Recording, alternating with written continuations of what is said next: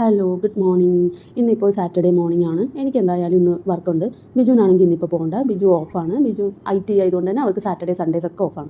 ഞാനപ്പോൾ ആലോചിക്കായിരുന്നു, അങ്ങനെ എന്തെങ്കിലുമൊക്കെ പഠിച്ചാൽ മതിയായിരുന്നു. അങ്ങനെയാണെങ്കിൽ ശനി ഞായറൊക്കെ വീട്ടിൽ വെറുതെ ഇരിക്കാമല്ലോ എന്നൊക്കെ ഇങ്ങനെ വിചാരിച്ചു. ഈ മെഡിക്കൽ പ്രൊഫഷണലുകാർക്കാണ് 24 hours അവർ ഡ്യൂട്ടിയിലായിരിക്കണം. അങ്ങനെ ഇപ്പോൾ എന്തായാലും ഇനിയിപ്പോൾ പറഞ്ഞിട്ട് കാര്യമില്ല. എടുക്കാനുള്ളതൊക്കെ എടുത്തു, പഠിക്കാനുള്ളതൊക്കെ പഠിച്ചു, ജോലി കിട്ടാനുള്ളത് കിട്ടുകയും ചെയ്തു. അപ്പോൾ എന്തായാലും വർക്ക് ചെയ്യുക. എന്തായാലും നാളെ ഓഫാണല്ലോ എന്നുള്ള സമാധാനത്തിലാണ് ഇന്ന് ഞാൻ ഫുൾ പണിയെടുക്കുന്നത്.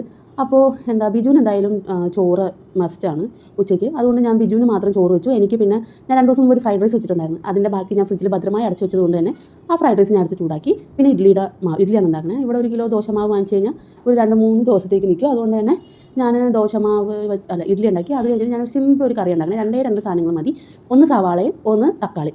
ഈ 2 സാധനങ്ങളുണ്ടെങ്കിൽ നമുക്ക് സിമ്പിളായിട്ട് നല്ലൊരു അടിപൊളി കറി ഉണ്ടാക്കാം. അപ്പോൾ തക്കാളി കറിയാണ് സംഭവം. അപ്പോൾ അതിനുള്ള സാധനങ്ങളൊക്കെ ഞാൻ അരിഞ്ഞു. അതേപോലെ പൊടികളായിട്ട് മഞ്ഞപ്പൊടിയും മുളക് പൊടിയും മാത്രം മതി. അത്രയും സിമ്പിളാണ്. പിന്നെ ഇച്ചിരി എണ്ണ കുറച്ച് കൂടുതൽ ഒഴിച്ച് കഴിഞ്ഞാൽ ഇച്ചിരി നല്ല ടേസ്റ്റിലിരിക്കും. ആ എണ്ണയൊക്കെ ഊറി നമ്മുടെ ചോറിലോട്ട് ഇറങ്ങുമ്പോൾ നല്ല ടേസ്റ്റാണ് കഴിക്കാനായിട്ട്. അത് മാത്രം മതി, വേറെ ഒരു കറിയും വേണ്ട. അങ്ങനെ ഞാൻ ഇന്ന് അരി എടുക്കണ നേരത്ത് നൂഡിൽസ് ഉണ്ട്. അപ്പോൾ എനിക്കൊരു നൂഡിൽസ് കഴിക്കാൻ ഒരു മോഹം. അങ്ങനെ ഞാൻ രാവിലത്തെ ബ്രേക്ക്ഫാസ്റ്റ് നൂഡിൽസാണ് ആക്കുന്നത്. അത് സൈഡിൽ ആക്കുന്നുണ്ട്. അതിനോടൊപ്പം തന്നെ ഈ കറിയും ഞാൻ വയ്ക്കുന്നുണ്ട്. ഇത് പിന്നെ എത്ര നന്നായിട്ട് വഴറ്റാമോ അത്രയും നന്നായിട്ട് വഴറ്റിയെടുക്കണം. എന്നാൽ മാത്രമേ ഈ കറിക്ക് ടേസ്റ്റ് കിട്ടത്തുള്ളൂ.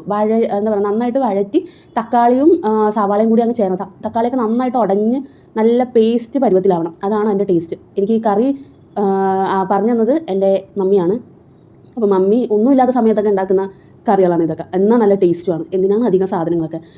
ചെറിയ എന്താ പറയുക, ചെറുതല്ല, 1-2 സാധനങ്ങളുണ്ടെങ്കിൽ പോലും നമുക്ക് നല്ല ടേസ്റ്റായിട്ട് കറികൾ വയ്ക്കാം. അത് കഴിഞ്ഞിട്ട് ചെറിയ രീതിയിലൊരു ചായയൊക്കെ കുടിച്ച്. സാധാരണ രാവിലെകളിൽ ചായ കുടിക്കാറില്ല. പക്ഷേ ഇന്നിപ്പോൾ എന്തോ ആവശ്യത്തിലധികം സമയമുള്ളതുകൊണ്ട് ചായ കുടിച്ചു. പിന്നെ നേരെ ബ്രേക്ക്ഫാസ്റ്റ് കഴിക്കാൻ പോയി. ബ്രേക്ക്ഫാസ്റ്റ് കഴിക്കാൻ ഞാൻ അടുക്കളയിൽ വീഡിയോ എടുക്കാൻ മറന്നു. കൊണ്ടുവന്ന് വെച്ചപ്പോഴാണ് ആലോചിച്ചത് വീഡിയോ എടുത്തില്ലല്ലോ. അങ്ങനെ ഞാൻ ബെഡ്റൂമിൽ വെച്ച് തന്നെ ഞാനൊരു വീഡിയോ അങ്ങ് സെറ്റാക്കി. പിന്നെ എൻ്റെ ലഞ്ച് ബോക്സ് ഞാൻ പറഞ്ഞില്ല ഫ്രൈഡ് റൈസ്, ആ ഫ്രൈഡ് റൈസ് ഞാൻ ആവിയേറ്റി എടുത്തത് അത് ഞാൻ പാക്ക് ചെയ്യുന്നുണ്ട്. പിന്നെ ഇതിൻ്റെ സൈഡായിട്ട് ഞാൻ കൊണ്ടുപോകുന്ന, ഞാൻ വേറെ കറിയൊന്നും വയ്ക്കാൻ ഒന്നിനും നിന്നില്ല. ഞാൻ സൈഡായിട്ട് കൊണ്ടുപോകുന്ന തൈരാണ്, കേട് സാധാ കേട്. അതിലൂടെ ഞാൻ സവാളയോ തക്കാളിയോ ഒന്നും ഞാൻ ചേർക്കുന്നില്ല. സാധാ കേടും കാര്യങ്ങളും. പിന്നെ ഇതൊക്കെ പാക്ക് ചെയ്ത് വെച്ചിട്ട് ഞാൻ പോയി റെഡിയായി. പിന്നെ ഇതാണ് എൻ്റെ ഔട്ട്ഫിറ്റ്. പിന്നെ ഒരു ഡ്രസ്സ് ഞാൻ ആഴ്ചയിൽ 2 ദിവസമൊക്കെ ഇടും. കാരണം ഇത് ഞാൻ ഇട്ടിട്ട് പോയി അവിടെ ഊരിയിടുക ചെയ്യാറ്. വേറെ സ്ക്രബ് എടുത്തിടും. അതുകൊണ്ട് തന്നെ അധികം അഴുക്കും കാര്യങ്ങളൊന്നുമില്ല. പിന്നെ ഞാൻ എൻ്റെ ലഞ്ച് ബോക്സൊക്കെ പാക്ക് ചെയ്ത് വെച്ചു. ബൈ.